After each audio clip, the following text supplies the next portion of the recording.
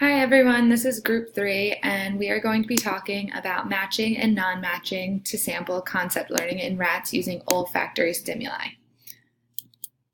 The research problem and its relevance. The purpose of this study was to determine whether rats can learn abstract concepts such as those that would be involved in matching and non-matching, and to discover whether these skills can be generalized to novel stimuli. The relevance of the study to the field of behavior analysis is the study of abstract concept learning with different contingencies, such as multiple exemplars and olfactory stimuli, as well as the differential outcome procedure. The study looks at multiple exemplar training to determine its effect on concept learning and analyzes the concept of generalization in the areas of identification and eccentrics to measure transferability. The dependent variable in experiment 1 was response, and the definition of response was when the rat's paws or nose made contact with the sand in a cup in such a way that sand was displaced. The dependent variable in experiment 2 was response. The operational definition of response was any displacement of the lid from the cup rim using the front paw, snout, or face. The independent variable in experiment 1 was MTS1, MTS2, reversal, and MTS within 3 rats. 5 new olfactory stimuli were introduced in MTS2, and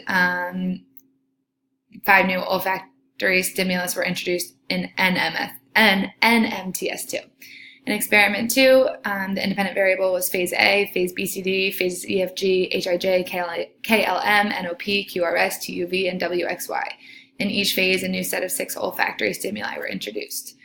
The procedure in experiment 1, there was not any information about a baseline. However, it did state that there was pre-training and shaping of the behavior of digging before beginning.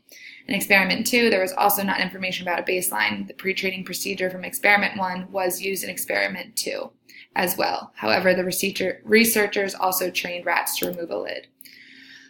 In experiment 1, a reversal design was used. The design began with phase 1 MTS or phase 1 NMTS, then switched to phase 2 MTS or phase 2 NMTS, and then switched to the reversal phase.